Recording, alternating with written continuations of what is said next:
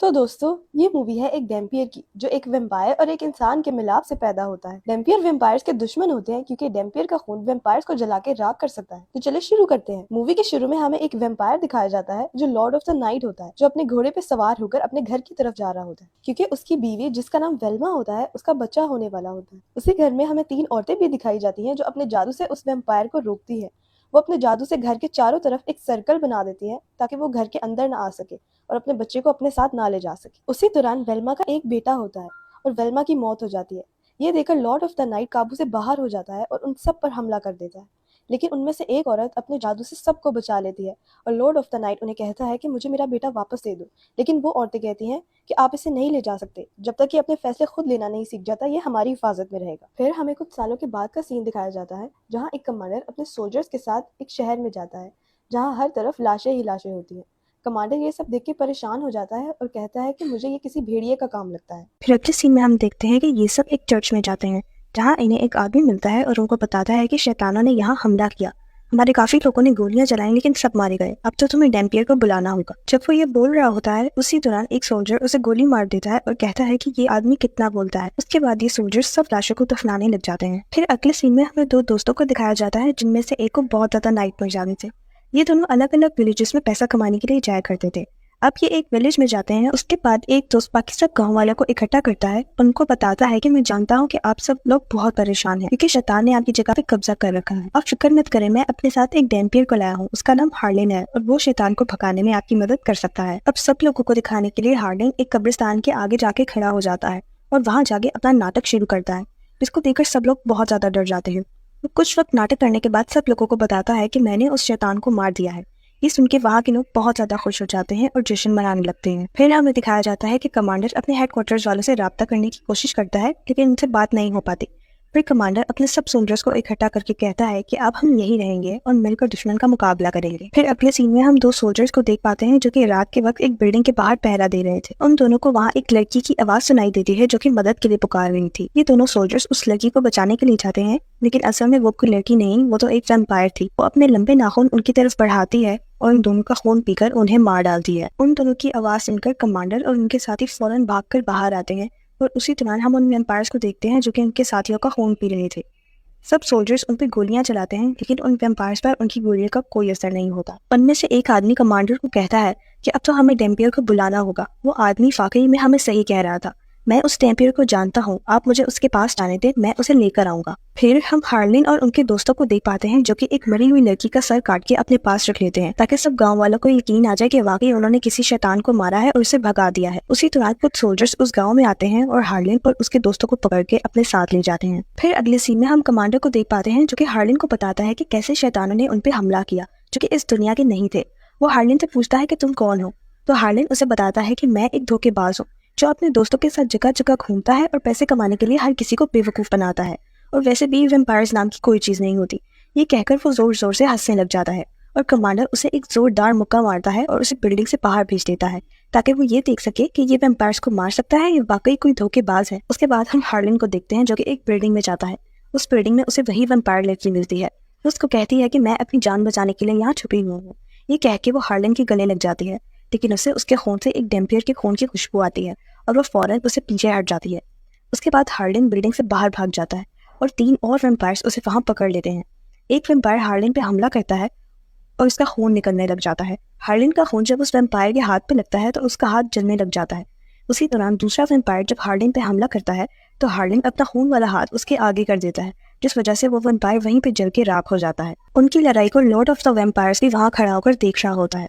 वो उन सब वैम्पायर्स को वापस बुला लेता है और उनको कहता है कि तुम इस डैम्पियर का मुकाबला नहीं कर सकते, लेकिन वो उस वैम्पायर लड़की को वहीं पे रोक देता है और उसको कहता है कि तुम इस पे नजर रखो। फिर सुबह के वक्त हमें कमांडर और उसके साथी दिखाए जाते हैं जो अपनी बिल्डिंग से बाहर आते हैं ये देखने के लिए कि कल रात को दूसरी बिल्डिंग में क्या हुआ। लेकिन वो ये देख के हैरान हो जाते हैं कि हार्लिन तो जिंदा था और उसने वहाँ एक वैम्पायर को भी मार दिया था। तो वो कमांडर हार्लिन से पूछता है कि ये तुमने कैसे किया, तो वो उसको कहता है कि सूरज की रोशनी की वजह से ये वैम्पायर्स जल के मर जाते हैं। हार्लिन उस कमांडर को ये भी बताता है कि अंदर एक लड़की है, अगर तुम चाहो तो उससे जाके मिल लो। अब कमांडर हार्लिन के कहने पे अंदर तो चला जाता है लेकिन उसके साथी भी वहाँ से भाग जाते हैं क्योंकि वो कहते हैं कि हम तो मरना नहीं चाहते। हार्लिन और कमांडर को वो अकेला छोड़कर वहाँ से चले जाते हैं और जाते जाते हार्लिन अपने दोस्त को भी भेज देता है और वो उसे कहता है कि यहाँ पर बहुत खतरा है, तुम यहाँ से चले जाओ। फिर हम देखते हैं कि हार्लिन और कमांडर उस वैम्पायर लड़की के पास जाते हैं और उससे उसका नाम पूछते हैं।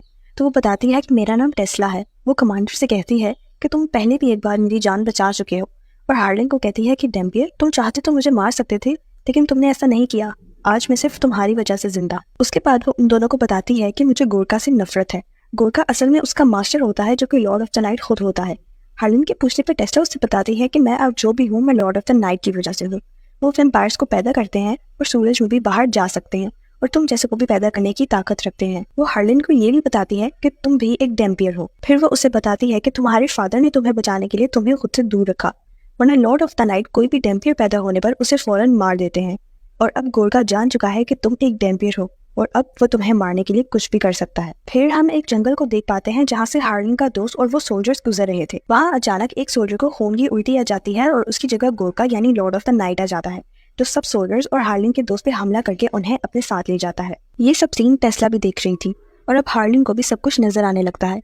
वो कमांडर से कहता है कि उन्होंने मेरे दोस्त और तुम्हारे साथियों को पकड़ लिया है, अब हमें उन्हें बचाने जाना होगा। हार्लिन टेस्ला से कहता है कि मुझे उसके पास ले चलो। टेस्ला दिन की रोशनी में खुद को कवर करती है और हार्लिन और कमांडर के साथ गोरका को मारने के लिए निकल जाती है। टेस्ला उन दोनों को बताती है कि हार्लिन ही वो है जो गोरका को मार सकता है और गोरका की मौत मेरी आजादी है। अगले सीन में हम देखते हैं कि हार्लिन को फिर से नाइटमेयर्स आ रहे थे और वो बेहोश हो जाता है। जब वो उठता है तो कमांडर उसे बताता है कि वो बेहोश होकर बिल्कुल पागलों जैसी हरकतें कर रहा था। उसके बाद वो तीनों जंगल में रात गुजारने का फैसला करते हैं और हार्लिन जब अपने जख्मों की तरफ देखता है तो वो आहिस्ता आहिस्ता गायब हो रहे थे। कुछ देर बाद टेस्ला उसे बताती है कि गोरका ने उससे बहुत से बुरे काम करवाए जिन्हें मैं भूल जाना चाहती हूँ। फिर नेक्स्ट सीन में हम कमांडर के एक साथी को देख पाते हैं जिसे गोरका ने कैद किया होता है।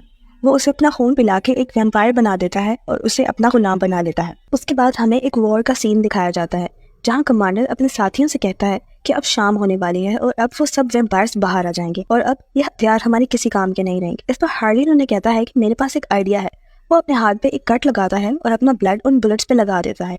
इसी दौरान टेस्ला भी इनसे एक गन मांगती है जिसपे कमांडर को बहुत गुस्सा आता है और कमांडर और टेस्ला में बहस शुरू हो जाती है। हार्लिन उन दोनों को चुप करवा देता है और फिर हार्लिन टेस्ला को भी एक गन दे देता है। फिर हम देख पाते हैं कि टेस्ला कमांडर और हार्लिन को लेकर एक पुरानी सी लाइब्रेरी में चली जाती है जहाँ कमांडर का साथी वैम्पायर बनकर उस पर हमला करने आ जाता है और हार्लिन का आइडिया यहाँ काम कर जाता है। कमांडर डैम्पियर के ब्लड वाली बुलेट से सब वैम्पायर्स को मार देता है और उसके बाद टेस्ला हार्लिन पर गोली चला देती है। टेस्ला ने हार्लिन पर गोली गोरका के कहने पर चलवाई थी जो कि असल में उसका मास्टर था और खुद वो वहाँ से भाग जाती है। उसके बाद कमांडर हार्लिन के जख्मों को साफ करता है तो वो देखता है कि हार्लिन के जख्म तो खुद ब खुद भरने लग जाते हैं क्योंकि वो तो एक डैम्पियर था। फिर हम एक औरत को देख पाते हैं जो कि अपनी जान वैम्पायर से बचाकर भाग रही थी। वो वैम्पायर्स असल में टेस्ला के साथी थे। तो अचानक टेस्ला उनके सामने आ जाती है और अपने साथियों पर हमला करके उन सबको मार देती है और उस लड़की की जान बचा लेती है। जैसे ही वो अपने साथियों को मारती है वहाँ पे गोरका यानी लॉर्ड ऑफ द नाइट आ जाता है और टेस्ला को अपने साथ कैद करके ले जाता है। उसके बाद हमें कमांडर और टेस्ला दोनों एक जंजीर के साथ बंधे हुए दिखाई देते हैं। टेस्ला पर कमांडर का एक साथी जो कि वैम्पायर बन चुका था वो आग से उसे मार रहा होता है। कमांडर उसे रोकने के लिए उसे अपनी तरफ बुलाता है। इसी दौरान टेस्ला खुद को जंजीर से आजाद करा लेती है और उस वैम्पायर का गला काट के उसे मार देती है। उसके बाद टेस्ला खुद भी बहुत ज्यादा कमजोर हो जाती है। वो कमांडर उसे अपना खून पिलाता है जिससे वो काफी बेहतर महसूस करती है। फिर अगले सीन में हमें हार्लिन और गोरका की फाइट दिखाई जाती है जहाँ हार्लिन गोरका पे हमला करने के लिए आगे बढ़ता है तो गोरका उसे जमीन पे गिरा देता है। उसके बाद वो कमांडर और टेस्ला दोनों को अपने मैजिक से दीवार पे लटका देता है। उसके बाद हार्लिन का दोस्त जो कि वैम्पायर बन चुका था वो उस पर हमला करने के लिए आगे बढ़ता है तो हार्लिन से उसकी वो तकलीफ दिखी नहीं जाती। वो उसकी तकलीफ को खत्म करने के लिए उसे भी मार देता है। उसके बाद डैम्पियर फिर से गोरका से लड़ने के लिए उठता है लेकिन गोरका उसे जमीन पे फिर से गिरा देता है।